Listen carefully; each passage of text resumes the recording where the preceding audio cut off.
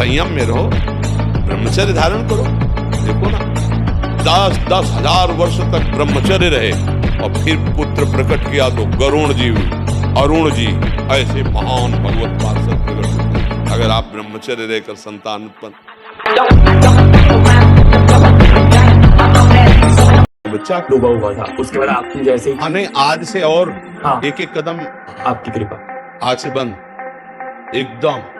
एकदम बंद। बोल, ये ऐसे खेल है कि ये ना सोचो कि हम 100 से 90 छोड़ चुके, 10 बचे, वो 10 1000 में पहुंचा देंगे, 1 मिनट में पहुंचा देंगे। ये ऐसा खेल नहीं, इसलिए बंद, आज से बंद। बोलो, आज से बंद आपके बल। जब प्राण त्याग, हाँ, जब प्राण त्यागने के लिए तुम बात कर रहे हो तो विषय त्यागने की क्या बात आती? दिखाओ बहादुरी, अब हमारी आज्ञा का पालन। आज से कभी भी गलत चीजें ये नहीं देखोगे कि जैसे जिस लकड़ी में घुन लग जाए तो लकड़ी केवल ऊपर दिखाई देगी, बका पोली हो जाती, उसमें कोई दम नहीं रहेगा। ऐसे वो बालक, वो जवान, वो पुरुष या स्त्री हो जाता है जो हस्त क्रिया करता है, बिल्कुल खोखला हो जाता है। इसमें सबसे बड़ी घातक बात यह है कि वो गृहस्थी लायक नहीं रह जाएगा, संतानोत्पत्ति की क्षमता का नाश हो जाता है। किसी भी देश में न पतिव्रता मिलेगी न यति मिलेगा, ब्रह्मचर्य का कहीं नामो निशान नहीं मिलेगा। ये भारत देश में ही मिलेगा। यहाँ ब्रह्मचारी मिलेंगे, यहाँ सती मिलेंगे, यहाँ प्राणपण से धर्म का पालन करने वाले मिलेंगे। अब हमारे जो नई पीढ़ी है वो आधुनिकता को स्वीकार कर रहेगी। गर्लफ्रेंड, बॉयफ्रेंड, कौन सा रिलेशन है, लिव इन रिलेशन, ये हमारे कहीं किसी भी धर्म ग्रंथ में लिखा हो तो आप बता दीजिए। देखो, ब्रह्म मुहूर्त में उठ के देखो, आप 4 बजे उठिए, थोड़ा जल पीजिए, शौच जाइए, फिर इसके बाद कपड़ा पहनिए पवित्र होके, और फिर दौड़ लगाइए, दंड बैठक मारिए, थोड़ी देर, घंटा आध घंटा नाम जप कीजिए, भगवत ध्यान कीजिए, और फिर अपने काम में चले जाइए। देखो, आपका चेहरा, आपका जीवन प्रकाश में रहेगा। आप सात्विक भोजन और ब्रह्मचर्य धारण करें। हमने 2 को देखा है। कानपुर में एक नामी पहलवान थे, मांस भक्षण करते थे। गांव का एक आदमी जो केवल दूध घी खाता था, वो उनसे सवाल थे शरीर में, देर न लगा 5 मिनट में पछाड़ दिया तो रो रहे थे बैठकर। देखो, ब्रह्मचर्य में एक अपार शक्ति, ब्रह्मचर्य का जो स्वरूप है वो महाबल संकल्प युक्त होता है। हमें लगता है अगर ब्रह्मचारी रहा जाए तो संकल्प से जो बल प्रकट होगा वो किसी को भी परास्त कर सकते हो। आज जो चेहरे पे चमक नहीं है, आज जो शरीर स्वस्थ नहीं, तो क्या भोजन नहीं खा रहे? क्या नहीं, सब खा रहे, पर व्यायाम नहीं कर रहे, संयम नहीं है। इसके कारण न चेहरे पे तेज है, न बुद्धि में प्रकाश। बुद्धि चतुर है पर उसमें ज्ञान का प्रकाश नहीं है। खूब खा पी रहे हैं पर शरीर में बल नहीं है, अध्यात्म बल नहीं, क्योंकि काम आदि ने शरीर को नष्ट कर दिया है, विकारों ने शरीर पर आक्रमण कर दिया है। 2 बातों से नवीन पीढ़ी को बचाया जाए। पहला व्यभिचार से, जिससे ब्रह्मचर्य, और दूसरा आहार से। जो गंदे आहार हैं वो कभी बुद्धि को शुद्ध नहीं होने देंगे। हनुमान जी से वीर आप नष्ट नहीं करते तो इतने बलवान हो जाते कि एक बार विष को भी वो पचा डालेंगे, इतनी उसमें सामर्थ्य है, आपकी हानि नहीं होने देंगे।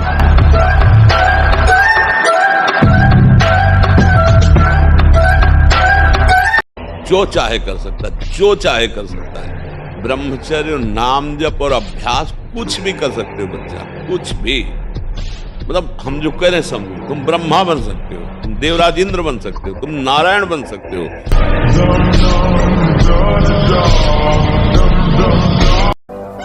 ऐसे थोड़ी रह जाता है कि ऐसे खाओ पियो ब्रह्मचारी रह जाओ। जितना आवश्यक है भोजन, उतने आवश्यक है व्यायाम।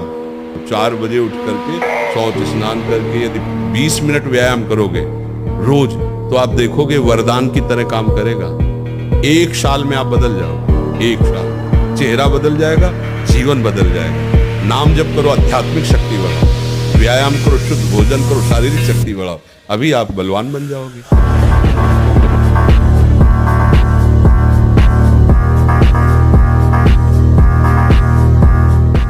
ब्रह्मचर्य एक तपस्या है बच्चा, ये कोई साधारण तो है नहीं तो सबको ही रह लेता।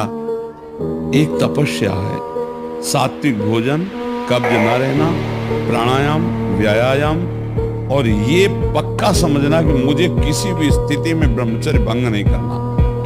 महीने 2 महीने 2.5 महीने में जब स्वाभाविक ब्रह्मचर्य स्वप्न दोष आदि होगा, वो आपकी शक्ति नहीं होगी, वो संतान उत्पत्ति करने वाला वीर्य नष्ट नहीं होता, वो क्रिया से ही होता है।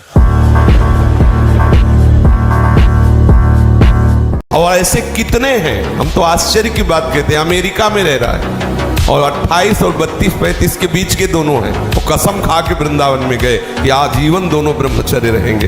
और उनका बच्चा होश में वृंदावन, बोले महाराज वचन देते हैं जीवन में कभी गलती नहीं हुई। अब बोलो सुंदरी पत्नी है, सुंदर शरीर है, खूब रुपए कमा रहे, ब्रह्मचर्य प्रणाम है। साधक होकर के भी गंदे आचरणों की वृत्ति बनी रहती, वो गृहस्थी होकर के भी संत की तरह रह रहे, प्रणाम है ऐसे सदगृहस्थ। देखो कोई अवस्था, बूढ़ा थोड़ी जवान है, कह रहा मैं ऐसी आकांक्षा करता हूं, तो ये नहीं कर रहा, ठाकुर जी से कराना चाहते हैं। प्रणाम है बच्चा तुम्हारे भाव को। उपासक को जिससे ब्रह्मचर्य रहना है, 2 समय भोजन हल्का 24 घंटे में पर्याप्त है ब्रह्मचारी के लिए, 2 बार तो हल्का, केवल 2 ही समय भोजन करे। पहला भोजन का समय 10 बजे से लेकर 1 बजे के बीच में, दूसरा संध्या होने के बाद 8 बजे तक, इसके बाद नहीं। ये बहुत ब्रह्मचर्य अत्यंत आवश्यक है। नींद पर काबू पाने के लिए, शरीर पर शासन करने के लिए, मन पर शासन करने के लिए, दिव्य आनंद का अनुभव करने के लिए ब्रह्मचर्य नींव है, नींव।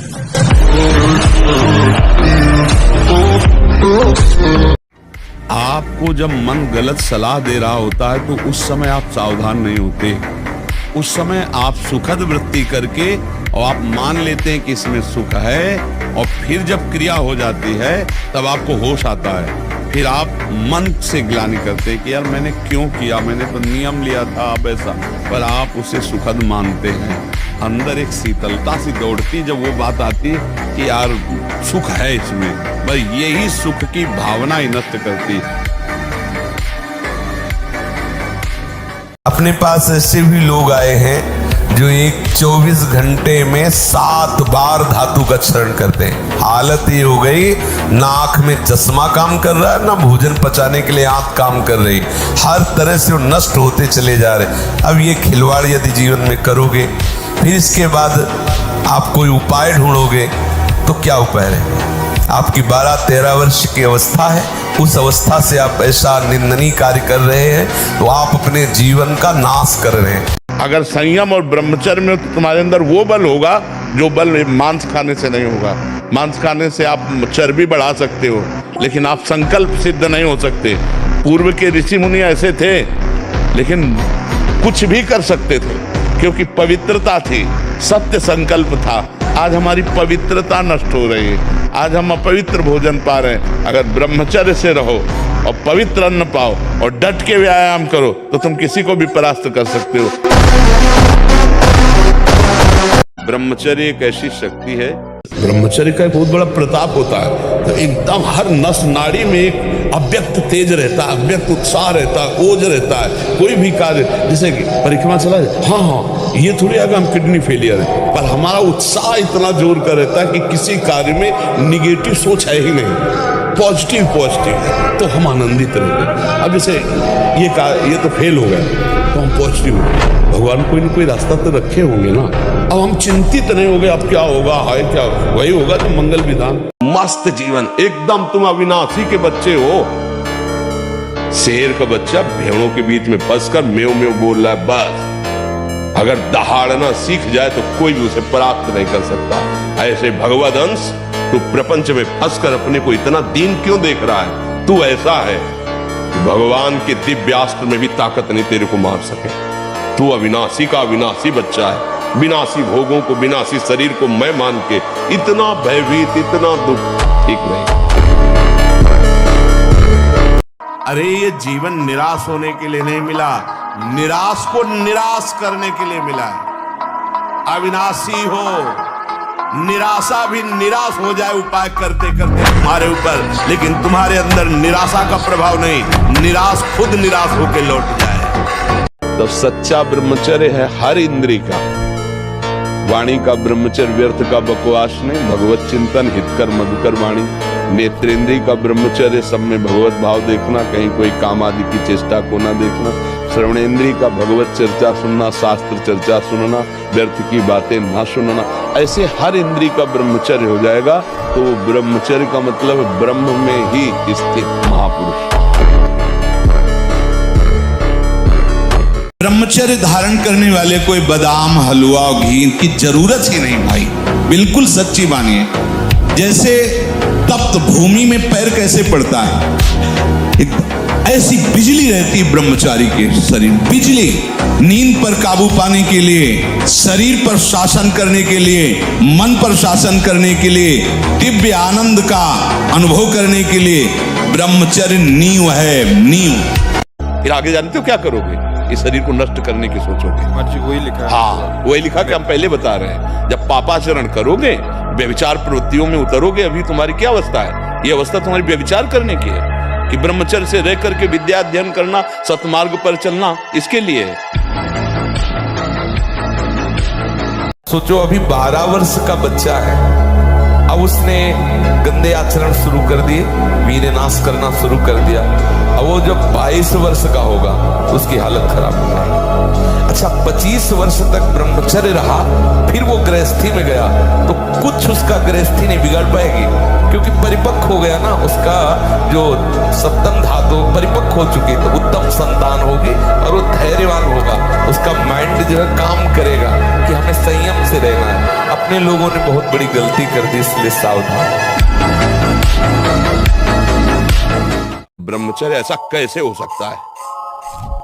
बल है ना, अध्यात्म बल, शारीरिक बल की बात नहीं कहते। ऐसा कैसे हो सकता है? यदि एक बार ऐसा हुआ तो 1000 बार मैं प्रयास करूंगा और इस पर विजय। वो मतलब जिद्दी स्वभाव, एक निष्ठा उसी से आती है, उसी से।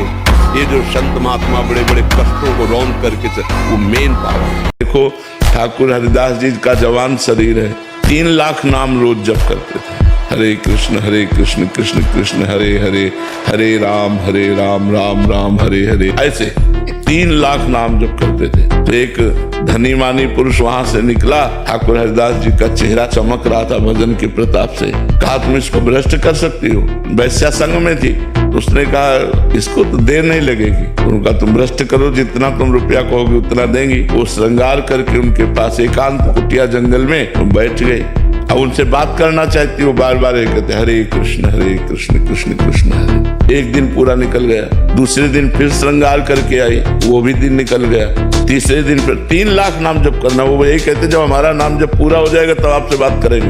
अब 3 लाख नाम जप करना और जोर जोर से हरे कृष्ण कृष्ण कृष्ण। 3 दिन नाम कीर्तन सुनने के बाद उसको लगा मैं कितनी नीच हूँ, ऐसे पवित्र आत्मा के प्रति ऐसी गंदी दृष्टि रखती हूँ। चरणों में लौट गई। जब लौट गई तब उन्होंने बंद किया। हाँ, तो उनका प्रभु मैं बहुत पापिनी हूँ, मैं वैश्या हूँ, मैं बहुत नीच हूँ। बोले कोई नहीं बात नहीं, भगवान कृष्ण सबका कल्याण कर देते हैं। हमारा कल्याण कैसे होगा? आई थी भ्रष्ट करने, बोले हमारा कल्याण कैसे होगा? बोले कृष्ण कृष्ण जपो, हरे कृष्ण जपो। वो वहीं कुटिया में बैठ करके भगवान नाम करने लगी। उस कुटिया को भी छोड़ दिया उन्होंने और कुछ नहीं हुआ।